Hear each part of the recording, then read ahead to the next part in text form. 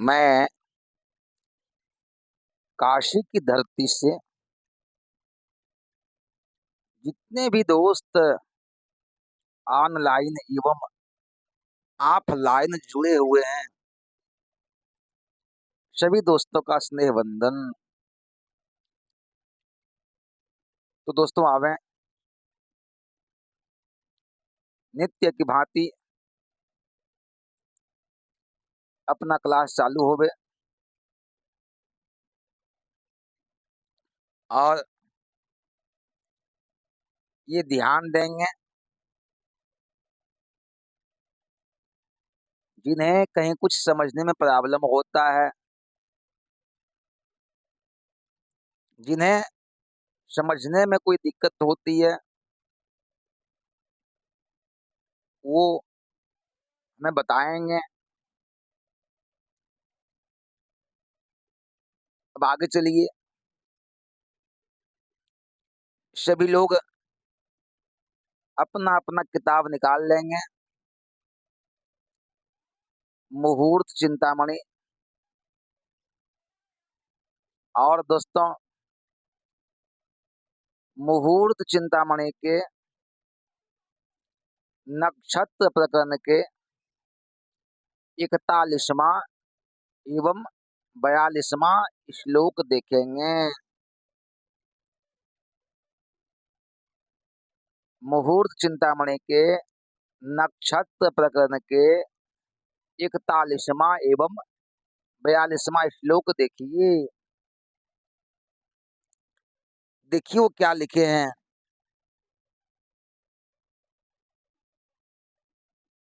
मृदुधुप क्षिप्त चरेग्ये गुरौवा फलग्नगे विधौ जीव वर्गस्थे शिल्प विद्या प्रशस्यते।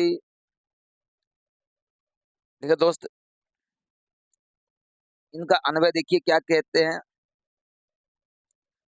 मृदु ध्रुव क्षिप्र चरे नक्षत्रे ये खो लग्नगे वा गुरो खो लग्नगे विधौ जीव वर्गस्ते शते शिल्प विद्या प्रशस्यते।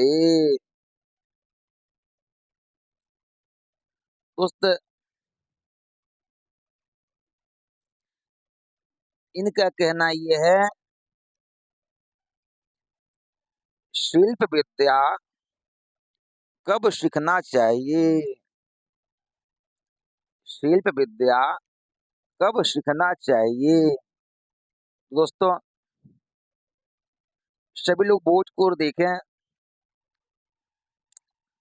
इनका कहना यह है, मृदु ध्रुव क्षिप्र और जल संज्ञक नक्षत्रों में, किन नक्षत्रों में, मृदु ध्रुव क्षिप्र और जल संज्ञक नक्षत्रों में। दोस्तों, ये तो हमने पहले ही आपको बता दिया था कि ध्रुव संज्ञक नक्षत्र में कितने कितने नक्षत्र आते हैं। चलिए वो फिर से देख लीजिए।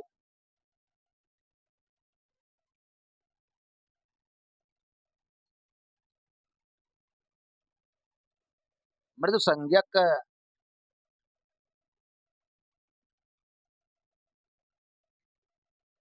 ध्रुव संज्ञक,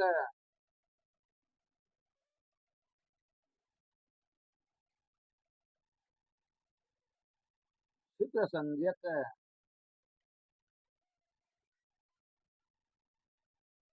और स संज्ञक।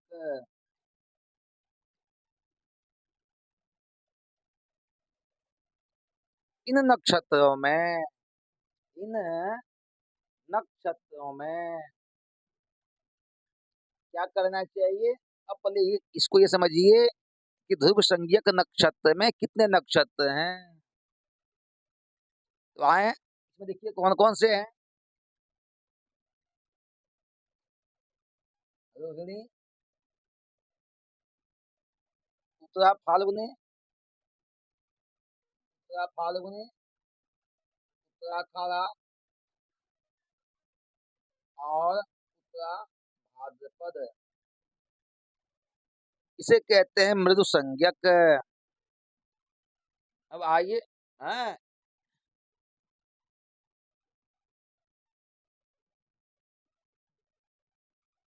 सॉरी दोस्त,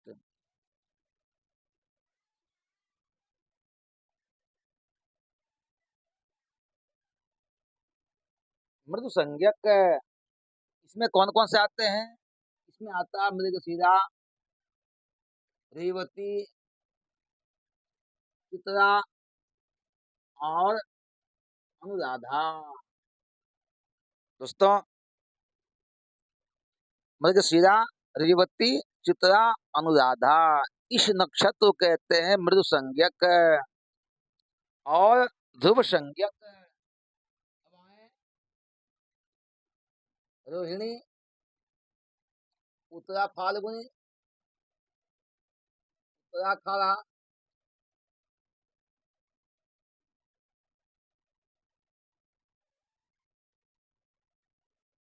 उत्तराखाड़ा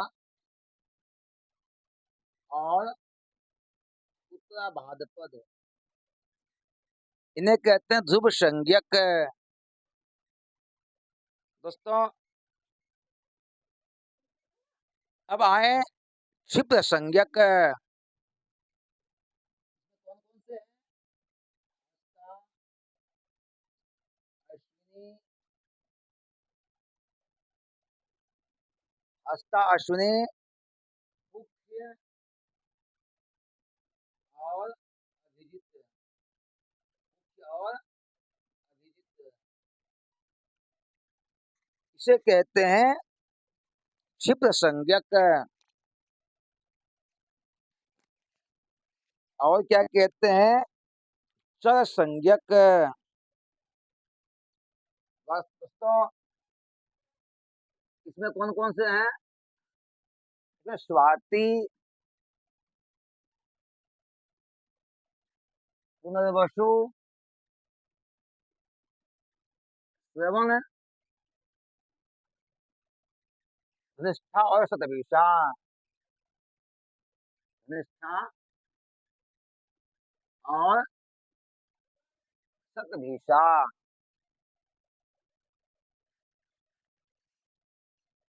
तो अब ये ध्यान दें, ये अब ध्यान देंगे। मृदु संज्ञक अर्थात मृगशिरा, रेवती, चित्रा, अनुराधा। ध्रुव संज्ञक रोहिणी, उत्तरा फाल्गुनी, उत्तराखड़ा, उत्तरा भाद्रपद। और क्षिप्र संज्ञक हस्ता, अश्वनी, मुख्य, अभिजित।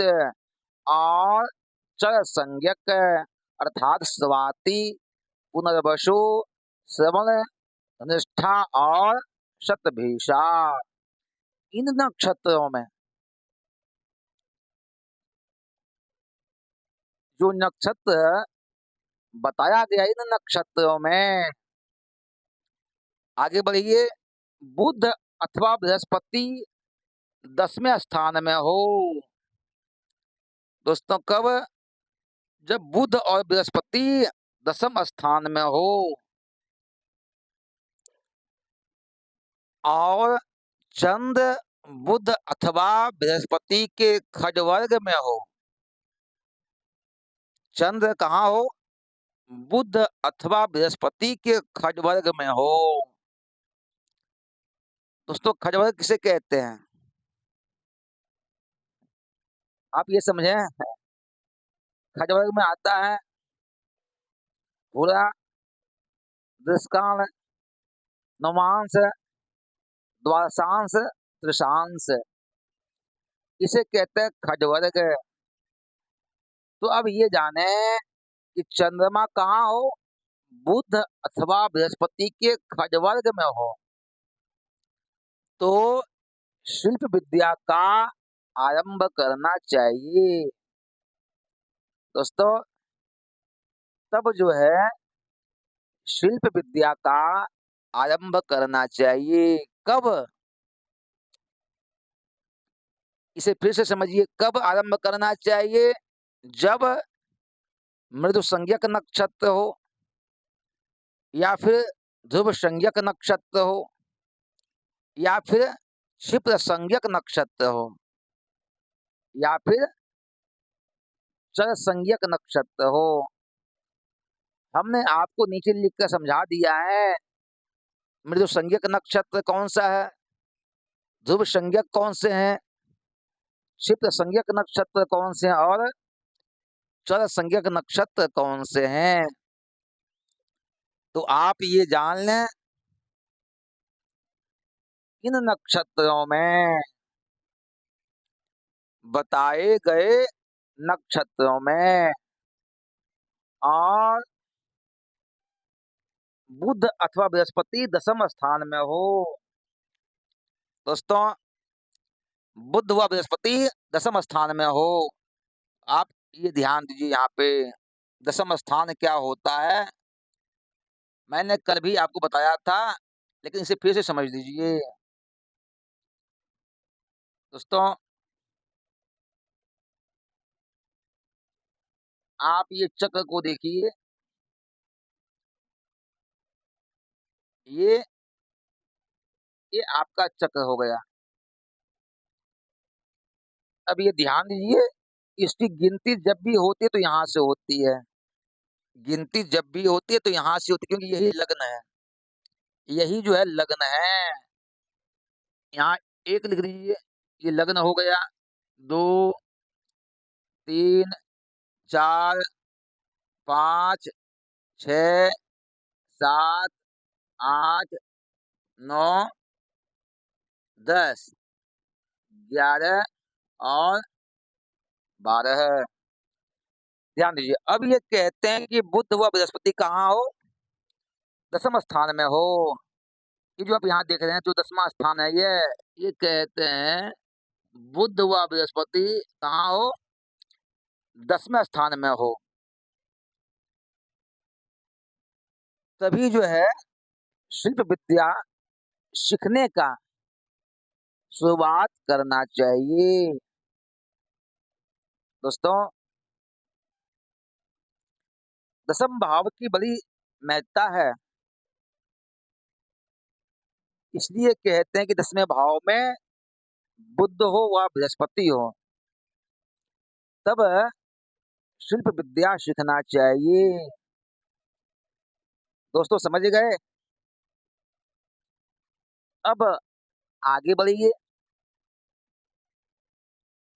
अब देखिए आगे ये क्या कहते हैं।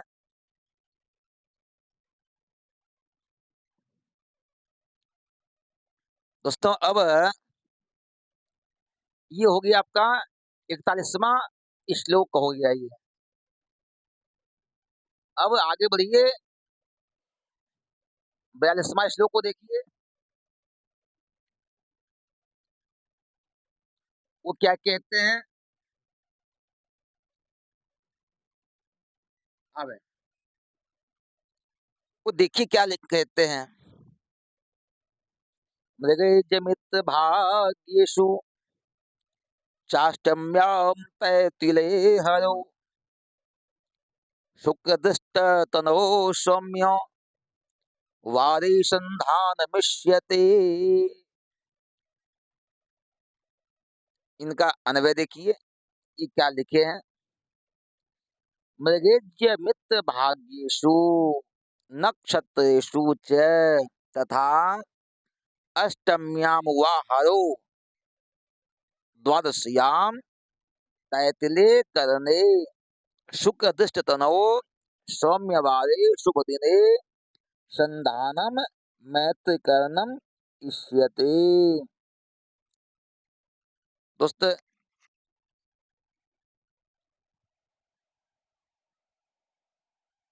इनका कहना ये है,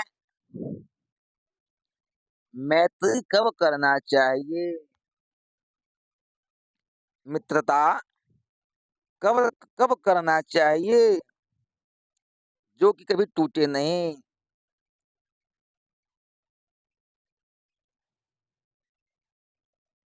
मित्रता ऐसे नक्षत्र में हो जो कभी टूटे नहीं। ऐसे भी तुलसी बाबा ने लिखा है, जे न मित्र दुख हो ही दुखारी। तो दोस्त, इस जीवन में मित्रों की बड़ी आवश्यकता होती है। सदमित्र चाहिए, सदमित्रों की बड़ी आवश्यकता होती है।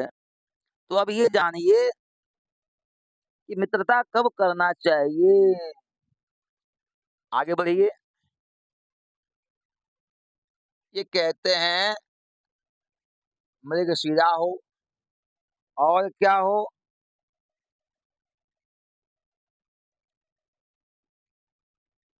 मुख्य अनुराधा।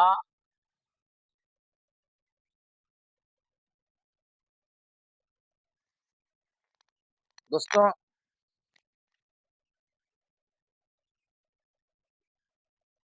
और पूर्वा फाल्गुनी।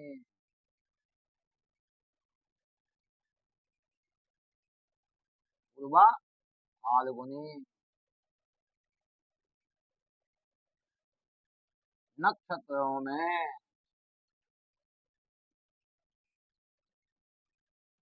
नक्षत्रों में तथा अष्टमी हो गया उसमें, अष्टमी,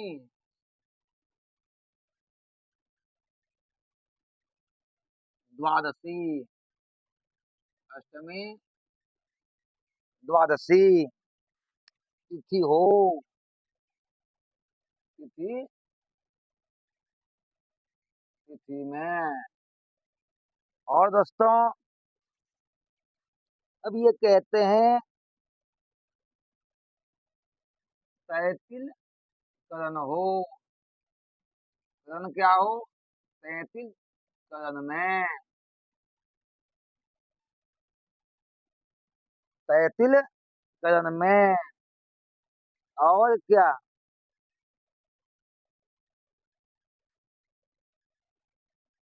शुक्र लग्न को देखता हो। शुक्र लग्न को देखता हो।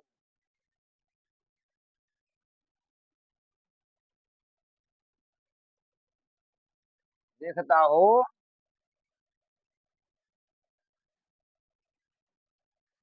और क्या? शुक्र लग्न को देखता हो और शुभ दिनों में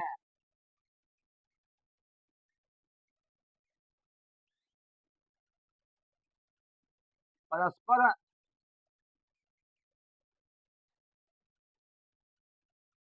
मैत्री करना शुभ है।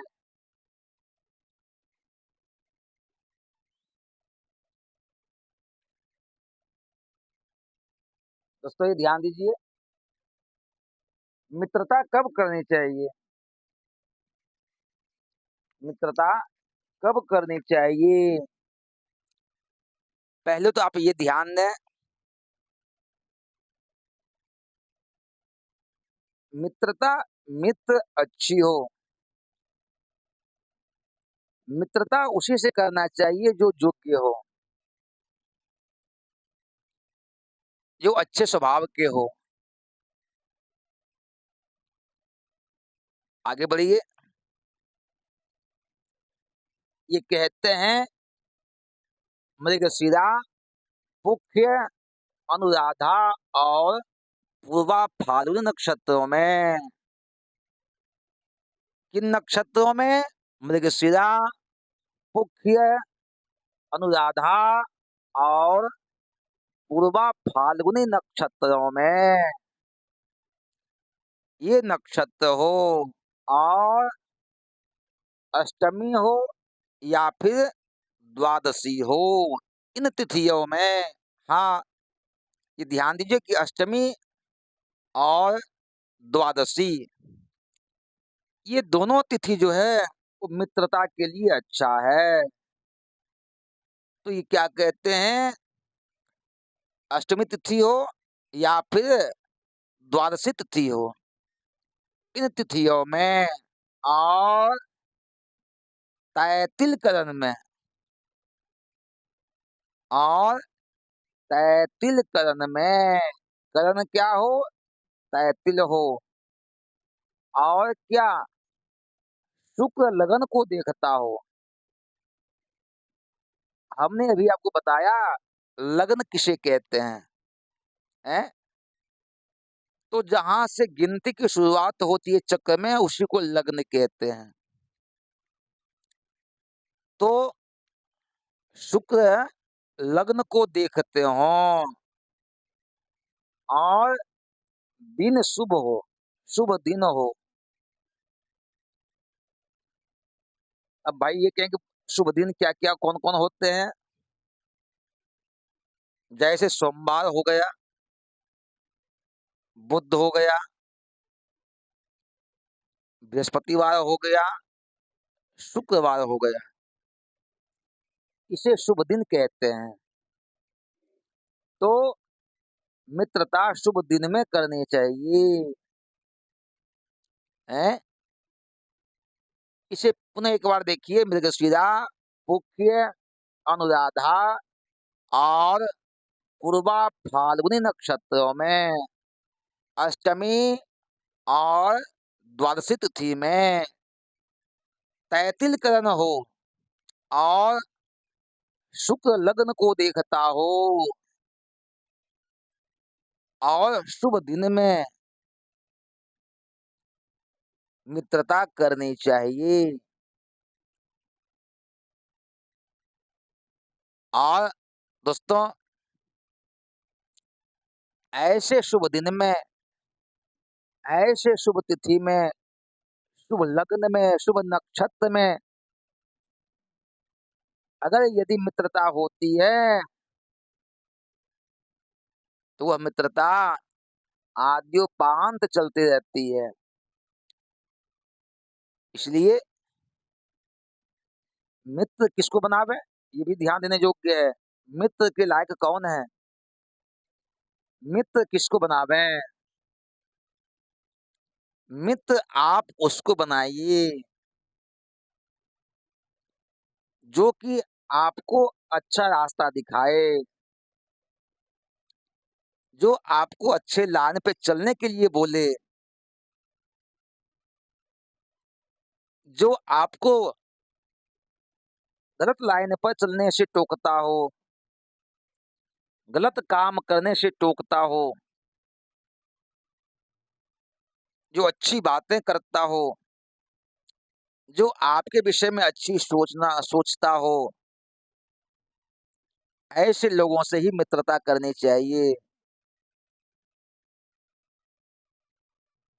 तो दोस्तों अब आए, सब समझ गए आप लोग। अब यह क्लास यहीं संपन्न की जाती है। अगर यदि कुछ प्रॉब्लम हो, समझने में कोई दिक्कत हो, तो हमें बताएंगे, फिर हम कल शाम को मिलते हैं। तब तक जय माता दी।